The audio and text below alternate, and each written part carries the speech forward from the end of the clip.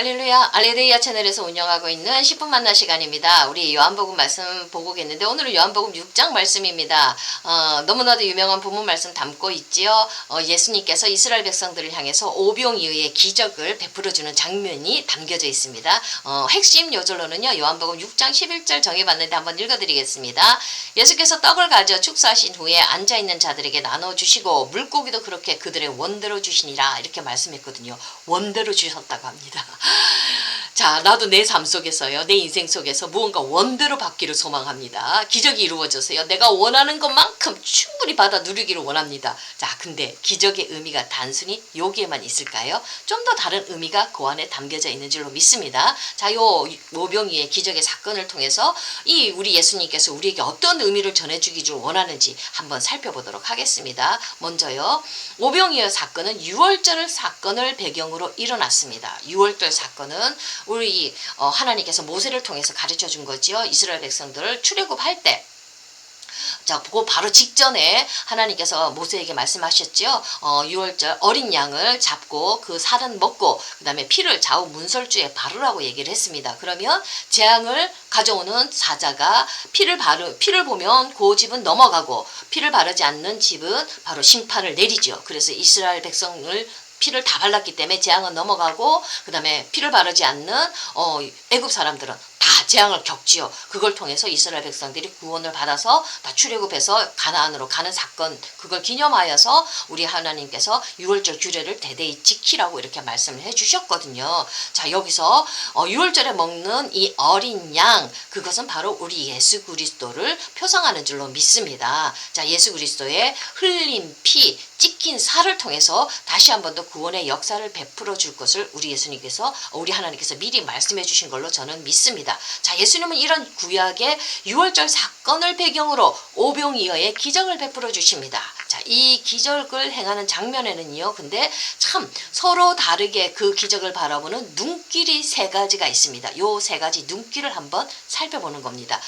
예수님의 눈길이 틀리고요, 하나님의 눈길이 틀리고요, 그 다음에 그걸 바라보는 사람의 눈길이 좀 틀립니다. 한번 각자의 눈길이 어떤 시선으로 바라보는지 한번 살펴보도록 하겠습니다. 먼저 백성들을 향한 예수님의 눈길입니다. 5절 보면요, 예수께서 눈을 들어 큰 무리가 자기에게로 오는 것을 보셨다고 말씀해 주셨는데, 본문에서는요, 예수님은 백성들을 그냥 보셨다고 기록했지만 병행 구절인 마태복음에는요, 좀 더 상세히 묘사했습니다. 마태복음 14장 14절을 보면요, 예수께서 나오사 큰 무리를 보시고 불쌍히 여기셨다 이렇게 얘기했습니다. 자, 예수님은 자신에게로 오는 사람들을 불쌍히 여기는 눈으로 바라보고 계십니다. 근데 예수님이 바라보는 것은 그냥 단순히 감상적인 차원에서 불쌍해, 안 됐어 하는 이런 감상적인 싸구려 그런 불쌍히 여김하고는 틀립니다. 자, 이때 이 예수님에게 다가오는 사람들은 정말로 죄악으로 인해서 인간이 겪어야 될 모든 갓난 신고를 겪고 있는 사람입니다. 병든 사람도 있고요, 그 다음에 고통당하는 사람들도 있고요, 아픈 사람들도 있습니다. 집도 절도 없는 너무나도 가난하고 소외된 사람들이 예수님에게로 지금 나온 겁니다. 궁궐에 있는 권력자들은 여기까지 광야까지 나올 이유가 없었지요. 그런 사람들을 향해서 우리 예수님은 불쌍히 여기시는데 감상적인 차원의 불쌍히 여김이 아니라 마음 깊은 곳에서부터 창자가 끊어지고 심장이 터질 것 같은 그 아픔을 가지고 슬픔을 가지고 그렇게 아파하면서 불쌍히 여기신다는 그 말씀입니다.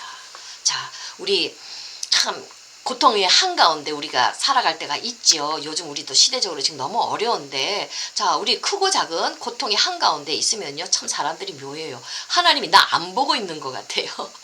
하나님이 나만 안 보고 구만리장천 너무너무 멀리 느껴져요. 하나님이 다른 사람은 다 보시는데 나는 안 보고 나는 외면하시는 것 같아요. 근데 본문 말씀에는 어떻게 하고 있습니까? 이 고통당하는 백성들, 죄 때문에 죽어가는 영혼들을 우리 예수님은 심장이 끊어지고 간이 끊어지고 창자가 끊어질 것 같은 그 아픔, 깊은 아픔을 가지고 그 사람들을 바라보신다는 겁니다. 긍휼히 여기는 눈길로 바라보신다는 겁니다.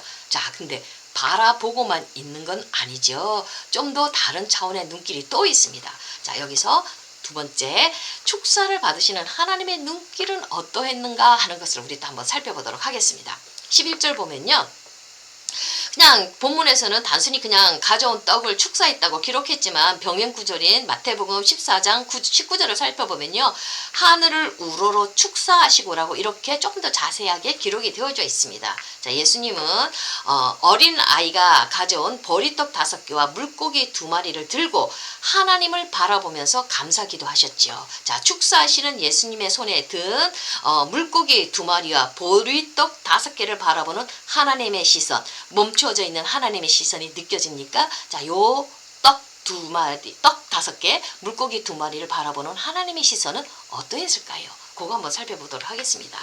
자, 물고기와 떡은 찢어지고 나뉘어져 많은 사람을 살리는 양식이 되죠. 축사하셨을 때 많은 사람을 살렸습니다. 먹였습니다. 자, 많은 사람들을 살리기 위해서 찢어지고 피를 흘리는 예수님을 예표하는 상징물이죠. 우리는 예수 그리스도를 먹음으로 그 피를 마심으로 우리는 영원히 살지 않습니까? 자, 요거는 바로 우리 예수님이 십자가 위에서 자신의 몸을 찢고 피를 흘릴 것을, 그래서 많은 사람을 위해서 자신의 살을 내어줄 것을 상징하는 예표물인 줄로 믿습니다.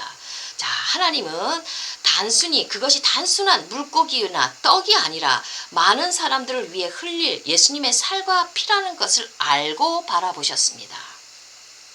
자, 곧 다가올 예수님의 십자가 죽음과 부활, 그로 인해서 구원을 얻는 많은 사람들을 바라보는 하나님의 시선이 있습니다. 여기에서 구원은 완성된 구원이죠. 우리 하나님은 예수님의 조금 있으면 예수님의 십자가 지셔서 많은 사람들을 살리시는 그 피를 흘리는 그 사역, 구원의 완성을 미리 바라보시면서 그걸 바라봅니다. 단순히 불쌍히 여기는 차원을 떠나서 이제는 우리를 대신해서 피값을 흘려주시는 구원의 역사를 이루어 가시는 그 예수님의 찢겨진 살과 피를 바라보면서 우리 하나님은 조금만 있으면 우리들이 하나님으로부터 구원을 받을 걸 바라보면서 그 은혜로운 시선으로 우리를 쳐다보고 계신 줄로 저는 믿습니다. 그 떡 5개와 물고기 2마리에는 바로 예수님의 십자가 흘린 피와 살이 된다는 것을 알고 계셨기 때문에 우리 예수님을 향한 구원의 완성을 바라보면서 우리 하나님은 그것을 바라보고 계셨다고 저는 믿습니다. 자, 3번째는요. 표적을 바라보는 사람들의 눈길입니다. 그러면 사람들은 이 표적을 통해서 물고기 2마리 오병이어를 통해서 어떤 눈길로 이 사람들은 바라볼까요? 자, 예수님께서요 14절을 보면 그 사람들이 예수께서 행하신 이 표적을 보고 말하되 이는 참으로 세상에 오실 그 선지자더라 하더라 이렇게 말씀하고 있거든요. 아, 선지자 원고예요. 기적을 막 베풀어 주니까 정말로 우리가 그토록 원하던 선지자가 왔으니까 얼마나 좋았겠습니까? 사람들은요 배가 고파서 먹을 것만을 바라보고 있었습니다. 내 원하는 것, 소원하는 걸 충족시켜줄 그 메시아 선지자만을 바라보고 있었습니다. 자, 예수님이 행하신 멋진 기적을 보면서 그들의 눈은 휘둥그레졌지요. 먹을 것을 채워주는 예수님이 함께 하신다면 평생 돈 걱정하고 살 필요가 없습니다. 얼마나 좋습니까? 자, 그런 그들의 욕망 어린 시선을 알고서요. 예수님은 표적을 본 것이 아니라 니들이 먹고 배불러서 찾는다고 꾸짖으셨습니다. 28절에 보면 26절을 보면요. 자, 표적에 담긴 의미를 전혀 보지 못하는 눈이지요.